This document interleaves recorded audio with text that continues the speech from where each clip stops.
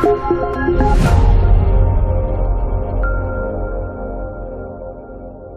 today's topic is really a byproduct of the Affordable Care Act, and I'm going to be talking about something that is going to change the way the healthcare industry is ran today, moving way into the future.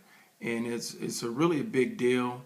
And as an industry insider, I think it's very important for people to really understand how the overall healthcare system works. But really, what you want to know out there is how does all this stuff affect you?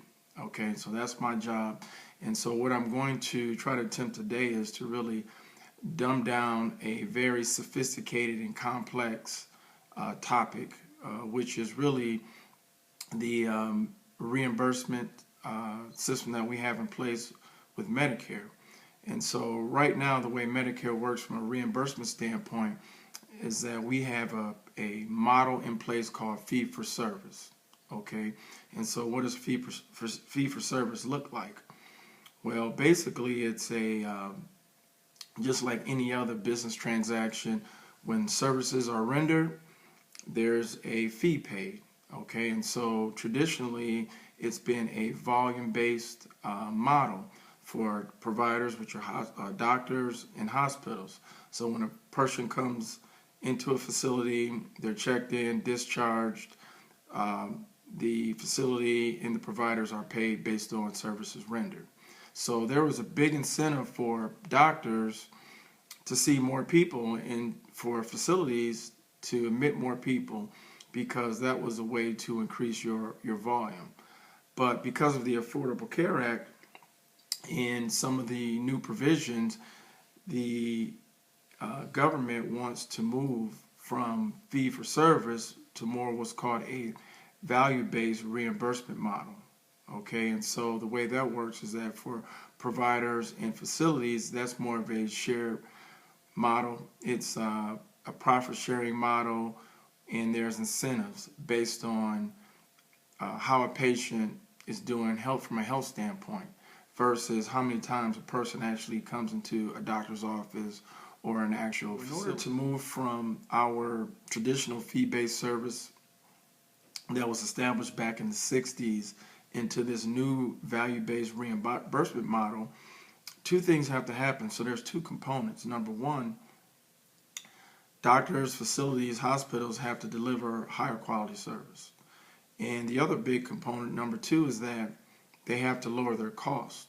Okay, so I talked a little bit about this profit-sharing bonus model that is being implemented over the next few years.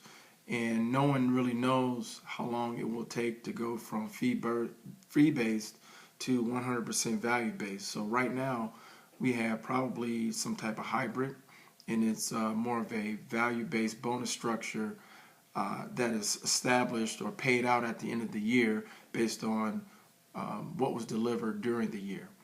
And so when you look at Medicare versus commercial insurance, okay, Medicare is probably, and Medicaid are the least profitable. Okay, so they have the lowest reimbursement rate from Medicare and insurance companies versus commercial policies. And as we know, because of the Affordable Care Act, commercial policies will be, I won't say a thing of the past, but you'll have more Medicare and Medicaid and individual policies probably. So moving forward, Medicare beneficiaries will see some of these things. Number one, you'll see reductions in readmissions to hospitals. That's a very hot topic and within the Affordable Care Act. Number two, there'll be a greater push for preventative care. You're probably seeing that with employer plans. They want us to sign up for these wellness programs because delivering higher quality means more money. But that's actually a good thing for the patient. So they should have higher quality. And so the previous model that we've been used to is more of a volume-based model. So it was where the doctor is incentivized to get as many patients in his office as possible. Now, I'm not saying all providers are like that, but there are some who were like that. That's not the case anymore.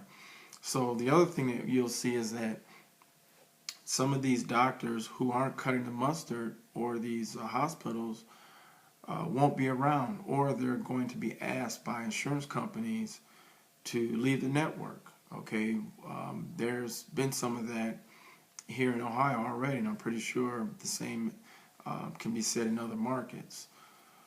Over time, clients, patients will get a better experience, and which again I said that's a good thing. But one of the negative things is because the reimbursement model is changing the value base. CMS is no longer paying what they did, as far as reimbursement to insurance companies. So their reimbursement rate is a little bit lower.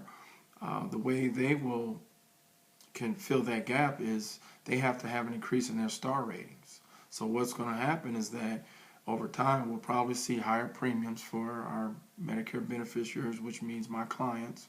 We'll see probably higher co-insurance and some higher deductibles as well too.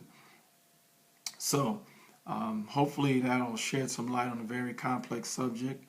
If you have any questions, you can call me at 216-644-8043.